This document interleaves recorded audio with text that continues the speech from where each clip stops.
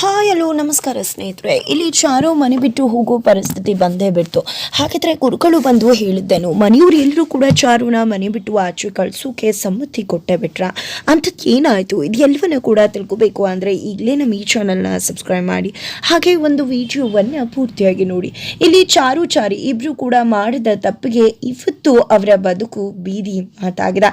ಈ ಕಡೆ ಅಗ್ರಹಾರ ಜನ ಎಲ್ಲ ಬಂದಿದ್ದೆ ನಾನು ಚಾರು ಫ್ಯಾಮಿಲಿ ಮೇಲೆ ಗೂಬೆ ಕೂರಿಸ್ತಿದ್ದಾರೆ. ಇಲ್ಲಿ ರಾಮಾಚಾರಿ ಚಾರು ಇಬ್ರು ಕೂಡ ಮದುವೆನೇ ಆಗಿಲ್ಲ, ಅನೈತಿಕ ಸಂಬಂಧನ ಇಟ್ಕೊಂಡಿದ್ದಾರೆ. ಇಲ್ಲಿ ಅನೈತಿಕವಾಗಿ ಮದುವೆ ಆಗಿದ್ದೀನಿ ಅಂತ ಹೇಳಿ ಅಕ್ರಮ ಸಂಬಂಧದಲ್ಲಿ ಒಂದು ಹೆಣ್ಮಗಳು ಮದುವೆ ಆಗದೆ ಈ ಮನೆಯಲ್ಲಿರುವುದು ಅದು ಸಮಂಜಸ ಅಲ್ಲ. ಇದರಿಂದಾಗಿ ನಮಗೆ ತುಂಬಾನೇ ತೊಂದರೆ ಆಗ್ತದೆ ಅಂತ ಹೇಳ್ತಿದ್ದಾರೆ. ಅಷ್ಟರಲ್ಲಿ ಈ ಕಡೆ ಏನು ಮಾತಾಡ್ತಿದ್ರ ನೀವು ಅಂತಿದ್ರೆ ನಿಮ್ಗಾದ್ರೂ ಗೊತ್ತಾಗಬಾರ್ದ, ವೇದಶಾಸ್ತ್ರ ಪೌರೋಹಿತ್ಯನ ಮಾಡಿದಿರ, ಪುರಾಣ ಎಲ್ಲವನ್ನ ಕೂಡ ಅರ್ತು ಕೊಡ್ತಿದ್ರ ಅಂಥದ್ರಲ್ಲಿ ಇಂಥ ಕೆಲಸ ಮಾಡೋದಕ್ಕೆ ಹೇಗೆ ಮನ್ಸು ಬಂತು ಅಂತಂದ್ರೆ ಏನು ಮಾತಾಡ್ತಿದ್ರ. ನನ್ನ ಮಗ ಯಾರ ಮುಂದೆ ಕೂಡ ಮದುವೆ ಆಗದೆ ಇರಬಹುದು, ಆದರೂ ಅವನು ಮದುವೆ ಆಗಿ ಒಪ್ಪಿ ಕರ್ಕೊಂಡು ಬಂದಿರೋ ಹೆಣ್ಮಗಳು ಆಕೆ ಅಂತಾನೆ ಹೇಳ್ತಿದ್ದಾರೆ, ವಾದ ಮಾಡ್ತಿದ್ದಾರೆ ನಾನಾ ಶಾರ್ಗಳು ಕೂಡ. ಆದರೆ ಅದರ ಒಳಗಡೆ ಗುರುಗಳು ಬಂದೇ ಬಿಡ್ತಾರೆ. ಏನು ಮಾತಾಡ್ತಿದ್ಯಾ, ಅಗ್ರಹಾರದ ಜನರ ವಿರುದ್ಧ ಯಾಕೆ ರೀತಿ ಮಾತಾಡ್ತಿದ್ಯಾ, ವೇದಶಾಸ್ತ್ರ ನೀತಿಗಳ ವಿರುದ್ಧವಾಗಿ ನೀನು ಎಂದೂ ಈ ರೀತಿ ಮಾತನಾಡೋದನ್ನ ಕಲಿತೆ ಅಂತ ಹೇಳ್ತಿದ್ದಾರೆ. ಅದು ಹಾಗಲ್ಲ ಗುರುಗಳೇ ಅಂದಾಗ, ನೀನವತ್ತು ಆಕೆ ಬಂದು ನನ್ನ ಮೊಮ್ಮಗನ ಕಾಪಾಡಿದಾಗ ನಿನ್ನ ಸುಸೆ ಅಂತ ಗೊತ್ತಾದಾಗ ತುಂಬಾನೇ ಖುಷಿ ಆಯಿತು. ಆದರೆ ಈ ರೀತಿ ಆಗಿದೆ ಅಂತ ನನಗೆ ಗೊತ್ತಿರಲಿಲ್ಲ. ಮದುವೆ ಆಗಿ ಆಕೆ ಈ ಮನೇಲಿದ್ದಾಳೆ ಅಂತ ಅನ್ಕೊಂಡಿದ್ದೆ. ನೀನು ಮಗಳು ಆ ಹುಡುಗಿ ಮದುವೆ ಆಗದೆ ನಿನ್ನ ಮನೆಗೆ ಸೇರಿಸ್ಕೊಂಡಿರೋದು ಮೊದಲೇ ತಪ್ಪು. ಇಷ್ಟು ದಿನ ನಿನ್ನ ಮಗನ ಜೊತೆ ಈ ಮನೇಲಿರೋದು ನಿಜವಾಗ್ಲೂ ಕೂಡ ಅಕ್ರಮವಾದಂತಹ ಸಂಬಂಧನೇ. ಇಲ್ಲಿ ಯಾರ ಒಂದು ಒಪ್ಪಿಗೆ ಮೇರೆ ಮದುವೆ ಆಗಿದೆ, ಯಾರು ಅಲ್ಲಿ ಮುಂದಾಳತ್ವನ ವಹಿಸ್ಕೊಂಡಿದ್ರು ಅಂತ ಕೇಳ್ತಿದ್ದಾರೆ. ಈ ಕಡೆ ಕೌದಂಡ ಕೂಡ ಮದುವೆ ಆದ, ಆದರೆ ಅವನು ಮದುವೆ ಆದಾಗ ಅದಕ್ಕೆ ನಾನೇ ಎಲ್ಲವನ್ನ ಕೂಡ ಮುಂದೆ ನಿಂತು ಮಾಡಿಸಿದೆ, ಅದರಲ್ಲಿ ಯಾವುದೇ ರೀತಿ ತೊಂದರೆ ಇಲ್ಲ. ಆದರೆ ರಾಮಾಚಾರಿ ಮದುವೆ ಹೇಗಾಯಿತು, ಯಾರಿದ್ದಾರೆ ಸಾಕ್ಷಿ ಅಂತ ಕೇಳ್ತಿದ್ದಾರೆ ಜನಗಳು ಕೂಡ. ಈ ಕಡೆ ಗುರುಗಳು ಕೂಡ ಅದನ್ನೇ ಮಾತನಾಡ್ತಿದ್ದಾರೆ. ಇದು ಖಂಡಿತ ಸಮಂಜಸ ಅಲ್ಲ, ಇದನ್ನು ಯಾವುದನ್ನು ಕೂಡ ನಾವು ಒಪ್ಕೊಳ್ಳೋಕೆ ಆಗೋದಿಲ್ಲ. ಸಮಾಜದಲ್ಲಿ ಕೆಲವೊಂದು ಕಟ್ಟುಪಾಡುಗಳಿರುತ್ತೆ, ಅದಕ್ಕೆ ನಾವು ಬದ್ಧವಾಗಿ ಹೋಗ್ಬೇಕಾಗತ್ತೆ ಅಂತ ಹೇಳ್ತಿದ್ರೆ, ನನ್ನ ಮಗನಿಂದ ಆ ಹುಡುಗಿ ಕಣ್ಗಳಿಗೆ ತೊಂದರೆ ಆಗಿತ್ತು, ಆ ಹುಡುಗಿ ಪ್ರಾಣ ಕಳ್ಕೊಳ್ಳೋ ಪರಿಸ್ಥಿತಿ ಬಂದಾಗ ನನ್ನ ಮಗ ಅಲ್ಲಿ ಮದುವೆ ಆಗಿದ್ದಾನೆ, ಅದರಲ್ಲಿ ಯಾವುದೇ ರೀತಿ ಕೆಟ್ಟತನ ಇಲ್ಲ ಅಂತ ಹೇಳ್ತಿದ್ದಾರೆ. ಈ ಕಡೆ ರಾಮಾಚಾರಿ ಕೂಡ ಹೌದು, ನಾನು ಅಗ್ನಿ ಸಾಕ್ಷಿಯಾಗಿ ಸಪ್ತಪತಿ ತುಳಿದು ಮದುವೆ ಆಗದೆ ಇರಬಹುದು, ಆದರೆ ಪ್ರಕೃತಿ ಸಾಕ್ಷಿಯಾಗಿ ಮದುವೆ ಆಗಿದ್ದೀನಿ ಅಂತ ಹೇಳ್ತಾ ಇದ್ರೆ ಏನಪ್ಪ ಮಾತನಾಡ್ತಾ ಇದೆಯಾ. ಪ್ರಕೃತಿ ಸಾಕ್ಷಿಯಾಗಿ ಮದುವೆ ಆಗಿದ್ದೀನಿ ಅಂತ ಹೇಳ್ತಿದ್ಯಲ್ಲ, ಹಳೆ ಒಂದು ಯುಗದಲ್ಲಿ ಖಂಡಿತವಾಗ್ಲೂ ದೇವರು ಎಲ್ಲರೂ ಕೂಡ ಪ್ರಕೃತಿಯನ್ನ ಕೂಡ ಅವ್ರ ಜೊತೆ ಮಾತನಾಡ್ತಿದ್ರು, ಸಂಬಂಧನ ಇಟ್ಕೊಂಡಿದ್ರು, ಅವರ ಎಲ್ಲ ಒಂದು ಮದುವೆ ಶಾಸ್ತ್ರಕ್ಕೂ ಕೂಡ ಕರೀತಾ ಇದ್ರು. ಆದರೆ ಆ ಕಾಲಕ್ಕೂ ಈ ಕಾಲಕ್ಕೂ ವ್ಯತ್ಯಾಸ ಇದೆ ಅಲ್ವಾ.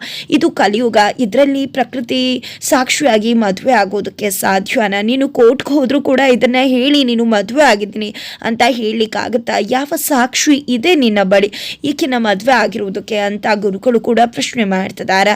ಜೊತೆಗೆ ಇಲ್ಲಿ ವೈಶಾಖಗೆ ಫುಲ್ ಖುಷಿ ಆಗ್ಬಿಡುತ್ತೆ. ತಕ್ಷಣ ವೈಶಾಖ ಹೋಗಿದ್ದೆ ಮಾನ್ಯತಾಗೆ ಕಾಲ್ ಮಾಡ್ತಾರೆ. ಮಾನ್ಯತಾ ಮೇಡಮ್ ಇಲ್ಲಿ ಏನಾಗ್ತದೆ ಗೊತ್ತಾ ಅಂದಾಗ ಎಲ್ಲ ಕೂಡ ನಾವು ಅನ್ಕೊಂಡಾಗೆ ಆಗ್ತದೆ, ಖಂಡಿತ ಚಾರು ಈ ಮನೆಯಿಂದ ಹೊರಗಡೆ ಹೋಗ್ತಾಳೆ ಅಂತ ಹೇಳ್ತಿದ್ರೆ, ಹೌದಾ ಅವ್ರು ಯಾರೋ ಬಂದ ತಕ್ಷಣ ಇಲ್ಲಿ ನಾಣಚಾರ್ ತನ್ನ ಸುಸ್ಸೆನ ಬಿಟ್ಕೊಟ್ಬಿಡ್ತಾನ, ಮನೆಯಿಂದ ಹೊರಗಡೆ ದಬ್ಬಿಡ್ತಾನ, ನೀನು ಅವನ್ನ ಆಟ ಆಡಿಸ್ತಿದ್ಯಾ, ನಿನ್ನಿಂದ ಕಾಪಾಡೋದು ನನ್ನ ಮಗಳು ಮಾತ್ರ ನಿನ್ನ ವಿರುದ್ಧ ನಿಂತ್ಕೊಳ್ಳೋದು ಅಂತ ಅವನಿಗೂ ಕೂಡ ಗೊತ್ತದೆ. ಅದೆಲ್ಲ ಕೂಡ ಸತ್ಯ ಗೊತ್ತಿದ್ದು ಅವನು ಅವಳನ್ನ ಮನೆಯಿಂದ ಆಚೆ ಹಾಕ್ತಾರೆ ಅಂದ್ರೆ ಖಂಡಿತ ನನಗೆ ನಂಬಿಕೆ ಬರ್ತಿಲ್ಲ ಅಂದಾಗ, ಅಯ್ಯೋ ಏನ್ ಮಾತಾಡ್ತಿದ್ರ, ಅವರೆಲ್ಲ ಬಿಡಿ ಗುರುಗಳು ಬಂದಿದ್ದಾರೆ, ಅವ್ರ ಗುರುಗಳ ಮಾತನ್ನ ಎಂದೂ ಕೂಡ ಮೀರುವುದಿಲ್ಲ, ಗುರುಗಳು ಏನೇ ಹೇಳಿದ್ರು ಕೂಡ ಅವರು ಅದಕ್ಕೆ ಬದ್ಧವಾಗಿ ನಡ್ಕೋತಾರೆ, ಇನ್ನೊಂದು ಸ್ವಲ್ಪ ಸಮಯ ಅಷ್ಟೇ ನೋಡಿ ನಿಮ್ಮ ಮಗಳು ಹೇಗೆ ನಿಮ್ಮ ಮನೆಗೆ ಬರ್ತಾಳೆ ಅಂತ ವೈಶಾಖ ಹೇಳಿ ಮತ್ತೆ ಹೊರಗಡೆ ಬರ್ತಾರೆ. ನಂತರ ಈ ಕಡೆ ಗುರುಗಳೇ ದಯವಿಟ್ಟು ಏನು ಮಾಡಬೇಕು ಅಂತ ನನಗಂತೂ ತೋಚ್ತಾ ಇಲ್ಲ, ದಯವಿಟ್ಟು ನೀವೇ ಏನಾದರೂ ಪರಿಹಾರ ಹೇಳಬೇಕು ಅಂತ ಹೇಳ್ತಿದ್ದಾರೆ.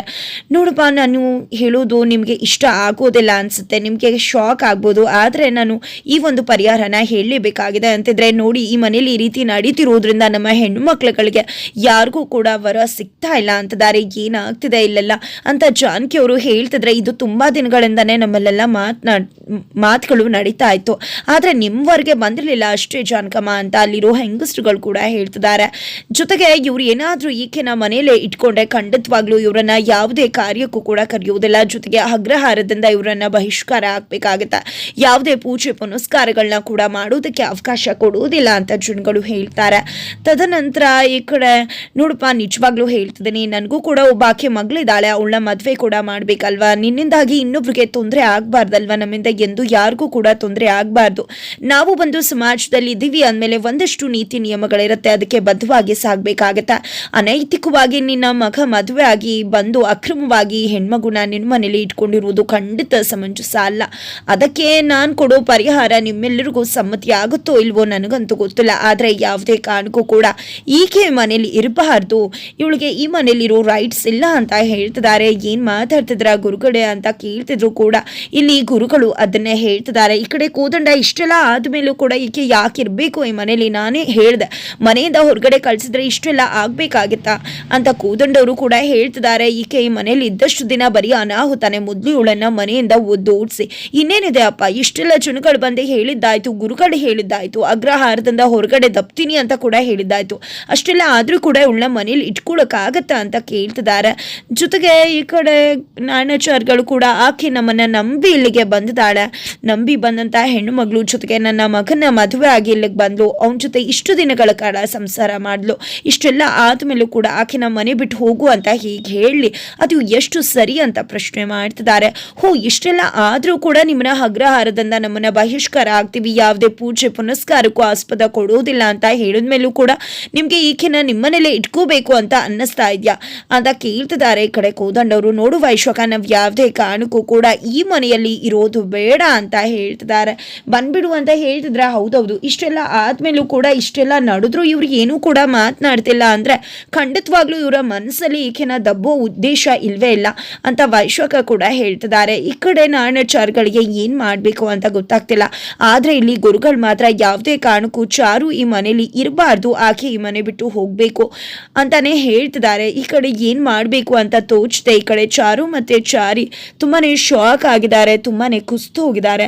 ಹಾಗಾದ್ರೆ ಇಲ್ಲಿ ಚಾರು ತನ್ನಂದಾಗಿ ಈ ಮನೆಗೆ ದ್ರೋಹ ಆಗ್ಬಾರ್ದು, ತೊಂದರೆ ಆಗ್ಬಾರ್ದು ಅಂತ ಯೋಚನೆ ಮಾಡಿ ಮನೆ ಬಿಟ್ಟು ಹೋಗ್ತಾಳ, ಅಥವಾ ಇದು ವೈಶಾಖ ಪ್ಲಾನು ಅನ್ನೋದು ಸತ್ಯ ಗೊತ್ತಾಗ್ತದಾಗೆ ಅದಕ್ಕೇನಾದ್ರೂ ಪ್ರತಿತಂತ್ರ ಏನಾದ್ರೂ ರೂಪಿಸ್ತಾಳ, ಅಥವಾ ಇಲ್ಲಿ ಗುರುಗಳು ಇಷ್ಟೆಲ್ಲ ಆದ್ಮೇಲೂ ಒಂದು ಹುಡುಗಿಗೆ ಅನ್ಯಾಯ ಆಗ್ತದೆ, ಆಕೆ ಶಾಸ್ತ್ರೋಕ್ತವಾಗಿ ಮದುವೆ ಆಗದೆ ಇರಬಹುದು, ಆಕೆ ರಾಮಾಚಾರಿ ಹೆಂಡತಿ ಅನ್ನೋದು ಗೊತ್ತಿರತಕ್ಕಂತ ವಿಷಯ. ಹಾಗಾಗಿ ಗುರುಗಳು ಯಾವ ರೀತಿಯ ಒಂದು ಪರಿಹಾರವನ್ನ ಕೊಡ್ತಾರೆ, ಮನೆ ಬಿಟ್ಟು ಹೊರಗಡೆ ದಬ್ಬಿದ ಮಾತ್ರಕ್ಕೆ ಇವರ ಸಂಬಂಧ ಕಳೆದು ಹೋಗುತ್ತಾ, ಅಥವಾ ಗುರುಗಳು ಇದೇ ಒಂದು ಪರಿಸ್ಥಿತಿಯಲ್ಲಿ ಚಾರು ಮತ್ತೆ ಚಾರಿ ಇಬ್ರು ಕೂಡ ಮದುವೆ ಮಾಡಿಸೋಕೆ ಮುಂದಾಗ್ತಾರ? ಖಂಡಿತ ಇಲ್ಲ. ಆಲ್ರೆಡಿ ಇಲ್ಲಿ ಚಾರು ನಿಮ್ಮೆಲ್ಲರೂ ಸಾಕ್ಷಿಯಾಗಿ ಮದುವೆ ಆಗ್ಬಿಡ್ತೀನಿ ಈಗಲೇ ಅಂತ ಹೇಳಿದ್ರು, ಅದು ಎಷ್ಟು ಸರಿ ಅಂತ ಕೂಡ ಇಲ್ಲಿ ಗುರುಗಳು ಕೇಳಿದ್ರು. ಈಗ ಬಂದು ನೀನು ಮದುವೆ ಆಗ್ಬಿಡ್ತೀನಿ ಎಲ್ಲರೂ ಮುಂದೆ ಅಂದ ತಕ್ಷಣ ಅದೆಲ್ಲ ಶಾಸ್ತ್ರೋಕ್ತವಾಗಿ ಮದುವೆ ಆದಾಗ ಆಗತ್ತಾ ಅಂತ ಕೇಳಿದ್ರು. ಹಾಗಿದ್ರೆ ಇಲ್ಲಿ ಗುರುಗಳು ಶಾಸ್ತ್ರೋಕ್ತವಾಗಿ ಮತ್ತೆ ಚಾರು ಮದುವೆ ಆಗಲಿ ಅಂತ ಹೇಳಿ ಸಮ್ಮತಿಸಿ ಮತ್ತೆ ಚಾರು ಮದುವೆ ಎಲ್ಲರ ಮುಂದೆ ನಡೆಯತ್ತ. ಅದೇ ದಿನ ಅಲ್ಲಿಗೆ ಕಿಟ್ಟಿ ಬರ್ತಾನ, ವೈಶಾಖ ಪ್ಲಾನ್ ಮತ್ತೆ ಉಲ್ಟಾ ಹೊಡೆಯತ್ತ. ಏನಾಗುತ್ತೆ ಇದು ಎಲ್ಲವನ್ನ ಕೂಡ ತಿಳ್ಕೋಬೇಕು ಅಂದ್ರೆ ಈಗಲೇ ನಮ್ಮ ಈ ಚಾನಲ್ನ ಸಬ್ಸ್ಕ್ರೈಬ್ ಮಾಡಿ, ಹಾಗೆ ಮುಂದಿನ ವಿಡಿಯೋಗೋಸ್ಕರ ವೇಟ್ ಮಾಡೋದನ್ನ ಮರಿಬೇಡಿ.